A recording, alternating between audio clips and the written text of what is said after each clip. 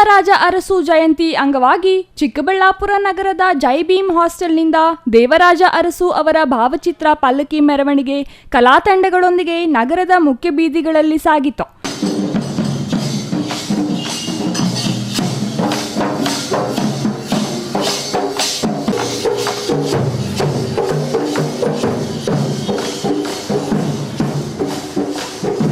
ನಂತರ ಅಂಬೇಡ್ಕರ್ ಭವನದ ಸಮೀಪ ಮೆರವಣಿಗೆ ಮುಕ್ತಾಯವಾಯಿತು.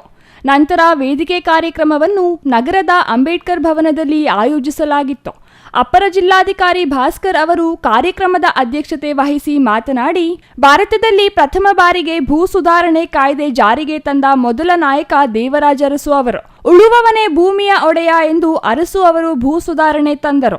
ಸಮಾಜದ ಸುಧಾರಣೆಯ ಹರಿಕಾರರಾಗಿ ಸಾಮಾಜಿಕ ಆರ್ಥಿಕ ಸಮಾನತೆ ತರಲು ಶಿಕ್ಷಣ ರಾಜಕೀಯ ಸೃಷ್ಟಿಕರ್ತರಾದರು. ವಿದ್ಯಾರ್ಥಿಗಳೆಲ್ಲರೂ ಅವರ ಪುಸ್ತಕಗಳನ್ನು ಓದಲೇಬೇಕು ಹಾಗೂ ಅವರ ಸಾಧನೆಗಳು ಹಾಗೂ ಆಚಾರ ವಿಚಾರವನ್ನು ಜೀವನದಲ್ಲಿ ರೂಢಿಸಿಕೊಳ್ಳಬೇಕು ಎಂದರು.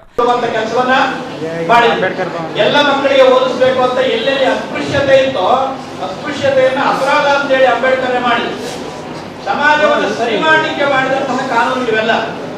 ಭೂಮಿ ಕೊಡಬೇಕು ಅನ್ನೋ ದೃಷ್ಟಿಯಿಂದ ಉಳುವವನೇ ಭೂಮಿಯ ಒಡೆಯ ಅಲ್ವಾ, ಲ್ಯಾಂಡ್ ಟು ಟಿಲ್ಲರ್ ಅಂತೇಳಿ ಯಾರು ಭೂಮಿಯನ್ನು ಉಳುತ್ತಾನೋ ಅವನು ನಿಜವಾದ ಭೂಮಿಯ ಮಾಲೀಕನಾಗಬೇಕು ಅನ್ನೋದನ್ನ ಕೊಟ್ಟಿದ್ದಾರೆ. ಸರ್ಕಾರದ ವತಿಯಿಂದಲೂ ಕೊಟ್ಟಿದ್ದಾರೆ. ಲಕ್ಷಾಂತರ ಜನ ಭೂಹೀನರಿಗೆ ಭೂಮಿ ಸಿಕ್ಕಲಿಕ್ಕೆ ಸಾಧ್ಯತೆ ಆಯಿತು.